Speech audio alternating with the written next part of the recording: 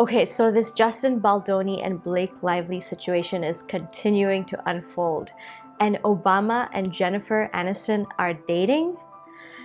And luxury fashion is also having a moment. Schiaparelli and Dior just had their spring 2025 show, and fans are getting so excited that we are entering a new era of haute couture. So what does all of this have to do with the Venus-Neptune alignment in the sky right now? Let's find out.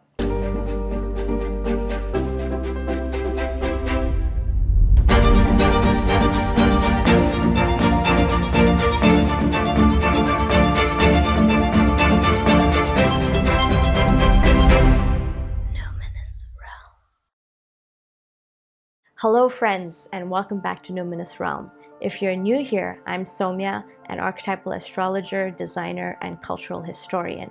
On this channel, we look at the world through an archetypal astrological lens to help you deepen into enchantment and see all the patterns that are unfolding around us.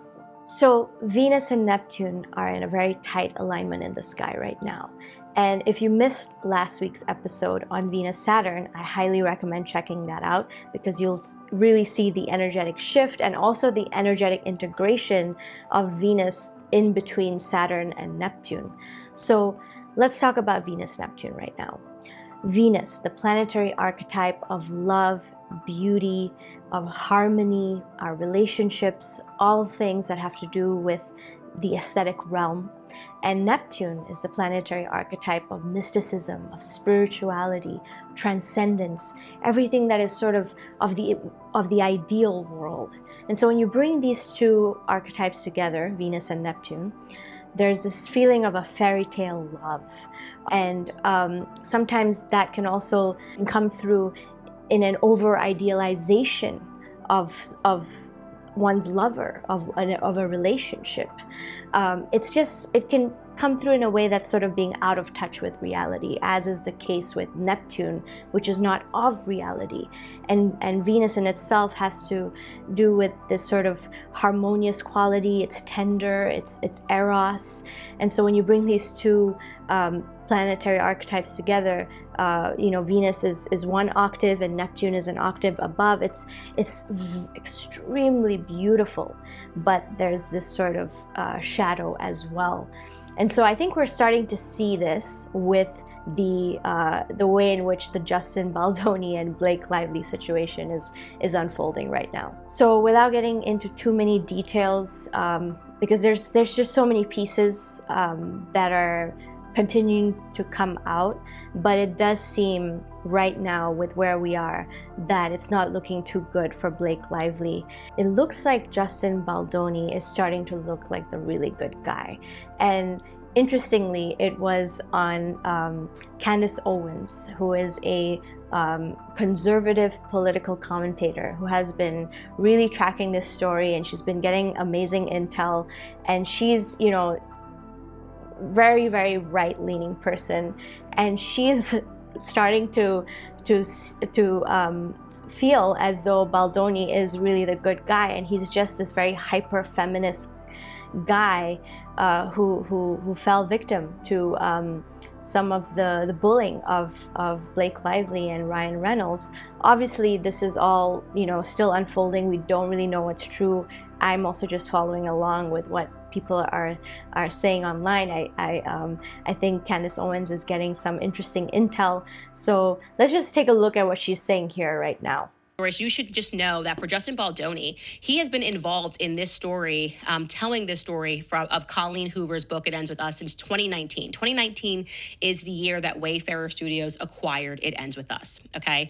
And he was ecstatic about this. He spent so much time meeting in groups with women, trying to learn why they loved the book. He wanted to make sure that if he told the story, it was from a female gaze. I am telling you, this dude, it is something that brings the left and the right together, because the fact that I am defending him after going through his Instagram, this is the opposite of someone that I would typically defend, but justice is justice. And this man he's like a hyper feminist. Everything he posts is about trying to get rid of his toxic masculinity. He wrote this book called Man Enough, where he talks about going and dealing with your inner childhood trauma. And I am looking through his, he posts for Trans Visibility Day, but he's one of these rare people And I say rare because I believe the majority of people in Hollywood, just so you guys on the left know what we on the right believe, is that they virtue signal. We believe the majority of them are Blake Lively and Ryan Reynolds. And the rare bird person is Justin Baldoni, who really believes these things and has internalized these things and is truly a male feminist, as he is.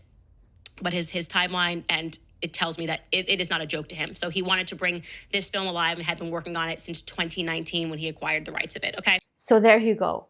This commentator on the right is now starting to see that this person who's, on the left, hyper-feminist guy, Justin Baldoni, that he's, actually not virtue signaling, that he genuinely believes these these and is actually a really good guy. And so that's Venus-Neptune right there. There's this, first of all, there's these two planetary archetypes that are extremely feminine in that sense. But then there's this softness. Venus-Saturn has a bit of a hardness. You're still not so sure, did this guy actually sexually harass Blake Lively as she is claiming, or did he not? And now it's starting to soften. Neptune is bringing this sort of sense of empathy in. And what's interesting is that Baldoni is actually born with a Venus-Neptune alignment in his natal chart. So there's a resonance happening in the air right now where people are seeing his goodness, And the other thing with Venus, Saturn, and Neptune, so Venus right now is like right in between Saturn and Neptune, which is a major world transit that's happening until 2027. I'll definitely do another video on that. But there's a sense of softening the divide. Saturn is the division. Neptune is softening as well. So there's this man, let's say he represents Venus in this sense, and he's kind of softening the divide between the left and the right. With Candace Owens, someone who's typically way on the right, is coming to his rescue. So really interesting how the planetary alignments and how these stories are shifting along with these archetypal flavors. And another thing about Baldoni's Venus-Neptune, or Venus-Neptune in general, is that it can come through in a way that one is self-sacrificing for love or for their art. And we can really see that in his case, especially with the movie, and how much he sort of just stayed in the back. Like he wanted to just make sure that Blake Lively was getting everything that she needed in order to maybe reduce potential drama. And we now know that because of a leaked voice message that he sent her. So let's just listen to that. I want to start with an apology. Man, reading the second part of your message, my heart sank. And I'm really sorry. I for sure fell short. And you worked really hard on that. And the way you framed it and how that made you feel, I just want to say thank you for sharing that with me. That takes a lot of trust and vulnerability, and I feel really grateful that you feel safe enough to tell me that that's how you feel and share that with me. And I'm really sorry. I fucked up. That is a fail on my part. One thing you should know about me is I will admit and apologize when I fail. I am far from perfect. I'm a very flawed man, as my wife will attest. And and I'm going to fuck up. I'm going to say the wrong thing. I'm going to put my foot in my mouth. I'm going to piss you off, probably, but I will always apologize and find my way back to center. That is one thing I can assure you of. And I'm sorry I made you feel that way. That must have felt terrible. And I will for sure do better. That was not my best weekend. So yeah, you can kind of hear like how, first of all, sweet and empathetic he is, and saying that he'll always apologize. So that's like a very, tender, soulful person. I mean, Venus-Neptune is just super compassionate, and there's a lot of, tenderness there. But it can also be self-deprecating in that sense. And so that's the shadow, one could say. While also simultaneously, this part of himself may be what actually saves him in this whole situation, because now people are really starting to love the guy. And so old videos of Justin Baldoni are appearing, just in the way that Blake Lively's videos are reappearing, and people are starting to see, like, actually she's not a really nice person. And for him, his videos, especially the one where he proposed to his wife, I think it has like 14 million views now on YouTube. If you just watch it, it's like really incredible. I mean, someone commented underneath saying, well, that certainly helps with realistic expectations. There you go. That's that Venus-Neptune we talked about, you know, that very idealized fairy tale love story quality. And so we're beginning to see that that's actually who he is. You know, he's just a hopeless romantic. And these girls on the comments are just like, okay, wow, that's like a really high expectation now that I have of how my man should propose to me. So he has this now very archetypal quality of what a man should be. And I just think it's so interesting that that's, you know, how this is all happening. Okay, and then another interesting Venus-Neptune story is you know, these rumors, but it seems like a lot of people are talking about it. So obviously we don't know if it's true. You know, we're just speculating right now. But Jennifer Aniston and Obama are rumored to be dating. And so there is, you know, first of all, that sense of confusion. You're not really sure what is truth, what is reality. But then around this very, you know, celebrity relationship, potential relationship that's occurring. So there, I mean, the fact that all of these stories are around celebrities, you know, Venus, it has to do with the arts and culture and people of like higher status in that sense. This is a tweet from someone called Melanie King, who actually leaked some of this intel. And she says, breaking, a leaked DM from Jennifer Aniston's friend confirms that she is dating Barack Obama and divorcing Michelle has gone viral. Quote, he's with Jennifer Aniston, my old manager, now a friend, is connected to her inner circle. At a gathering with Jennifer's friends, the affair came up casually. Jennifer herself admitted it. They were sitting with a psychic, which makes it sound surreal, but it's definitely not a secret among her closest friends.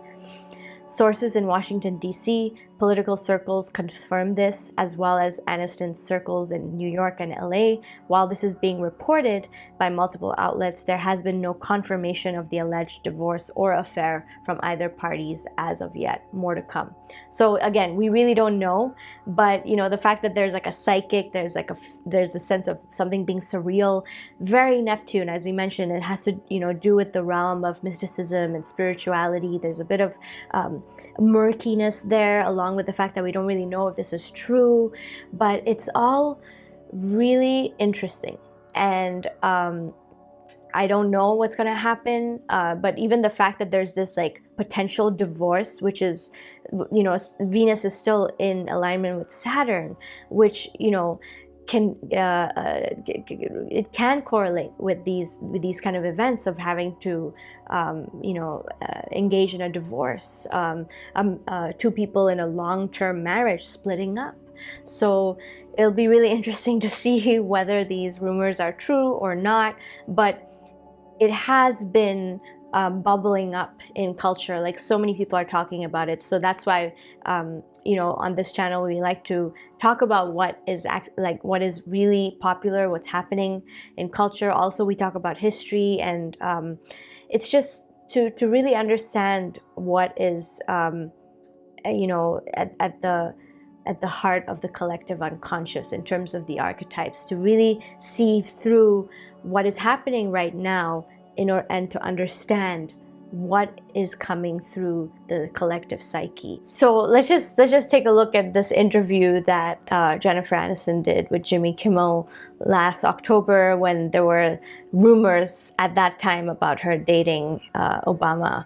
And let's just take a look at that. This is a magazine that came out a couple of weeks ago in touch said the truth about Jen and Barack.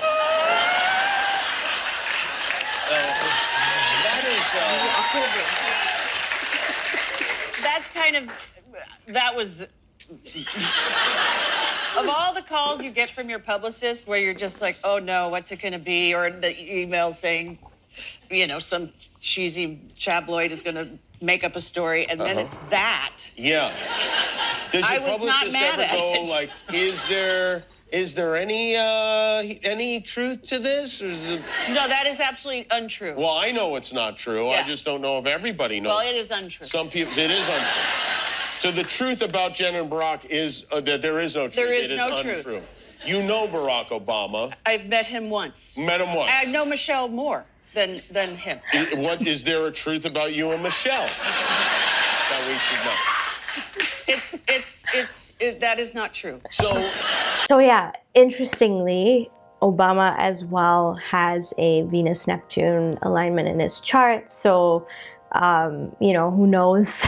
There's this quality of murkiness there, but also that, you know, Justin Baldoni style, like fairy tale love, which is what we all thought he and Michelle Obama had. And so this will be really interesting if it does turn out to be true. And, you know, I guess we'll just have to see.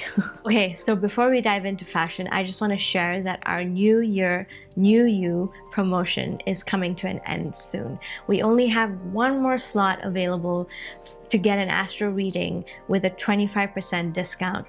And we will add a special beta product that we're building right now called the Mythic Mood Board for free. We use research-based astrology to create a highly personalized voyage into the heart of your soul's code so that you can fully blossom in life. We give you a customized style guide, inspirational activities, famous people who have walked a similar path as you, and much, much more to help you activate and deepen into your personal myth. This kind of analysis usually goes for thousands of dollars, so this is a great chance if you've been called to live a more enchanting and meaningful life during your time on Earth. Discover the cosmos within and unlock your cosmic blueprint. You can find more information and the link to make a booking in the description below. Okay, so let's dive into fashion.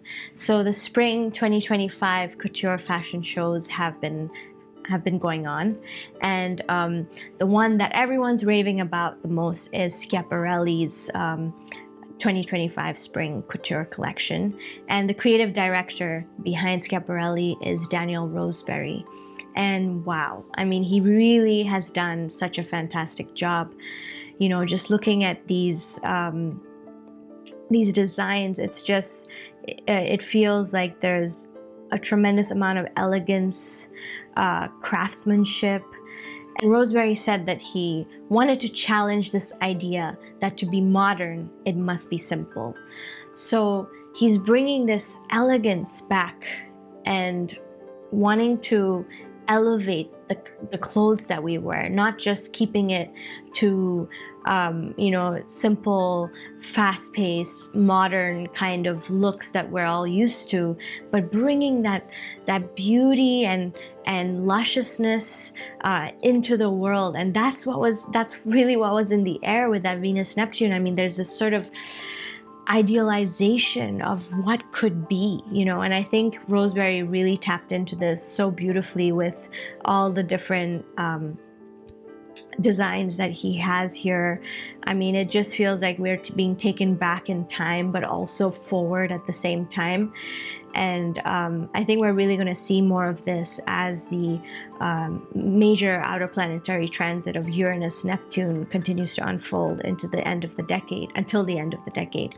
And so I'll definitely talk more about that as well in another video. But here you can see that he's using a lot of silk and these sort of, you know, drapey, flowy fabrics that are just falling you know, very beautifully onto the ground, and it just has this very Neptunian, graceful quality. It has this very ephemeral feeling, and also the use of feathers and, you know, bringing in that sense of wings. It's, I mean, he titled it Icarus, which is about the Greek myth of, you know, flying too close to the sun. But in some sense here, he's really experimenting with this notion of flying high and experimenting, but seeing whether one can not get destroyed by that sense of flying too high. It's just very tasteful, it's romantic, it's ideal, all those qualities of Neptune. I mean, don't you wish that we could just see people dressed like this all the time? I mean, we're a society that now just, you know, wears t-shirts and jeans and you know, yoga pants, and we're just way more relaxed. So that Venus-Neptune is just bringing this tremendously imaginative fantasy kind of feeling into our clothes, and Schiaparelli's show has just done a wonderful job of evoking those feelings in us of wanting to see more of this, to sort of dream bigger, and bring a sense of grace and beauty into our everyday life. And then there was Dior, whose creative director is Maria Grazia Chiuri. And she did also a really wonderful job in her show, and it was inspired by Alice in Wonderland. And so that, again, bringing in that Neptunian quality of fantasy and this romanticization of something that is sort of otherworldly. And you can really see it in her designs here, really well here with the big cage skirts. And there's these frills that are dropping, and there even just the fabric just draping, you know, along the ground. It's that Neptune is just very soft and dreamy, and it's like it feels of like another era. You know, the corset, for instance, was taken out of our general wear in the early 1900s, and that enabled us to, for women especially, to just breathe better and to navigate in a more smoother way life. But then there's also this sense of, you know, the corset creating this very ideal feminine figure. And so again, that sense of idealization, the ideal form, Neptune, of femininity is also, you know, Venus-Neptune. It's like hyper feminine. So that corseted look is very much this ideal form of a woman's body. And so we can see that here. Obviously, Alice in Alice in Wonderland, especially the animated film that came out in the 50s, she was wearing that kind of dress. So Dior, like Schiaparelli, has done such a wonderful job of evoking the qualities of Venus-Neptune in its idealization. You know, Schiaparelli is known for this sort of surrealist approach to fashion, which again, that sort of blurring the lines of what is real, what is not real. And here in Dior, Chiuri is doing the same thing. You know, she's sort of bringing in a bit of a quirkiness here of what, you know, with, you can see the women have this sort of a bit of a punk look at the top, but then the clothes are very feminine and beautiful. And so there's a bit of a playfulness there that Uranus-Neptune actually holds. And so we will definitely do a deeper dive into Uranus-Neptune and see how that is coming through, and that will continue to come through in a lot of the fashion that we'll see in the decade that is to unfold. So have you been feeling this archetypal combination in your life at all, whether it's in love or art? Maybe you're feeling the tension between Saturn and Neptune, you know, in relationship, whether to break up or to commit to this person. Maybe you're suddenly romanticizing someone. Maybe you've actually found this fairy tale love in your life. Or maybe you're really just having some kind of encounter with the aesthetic realm. So I highly recommend, you know, going to a museum, deepening into this, because it's such a beautiful, profound alignment that we're in right now. And so, you know, make the most of it. You could even experiment with watercolor painting. You can watch some films that are about romance, fairy tale romance, and you know, listen to very soothing, airy, classical music. There's a lot that you could do. So just, you know, plunge into the world of aesthetics, art, you know, allow yourself to go on that date that you've been thinking about.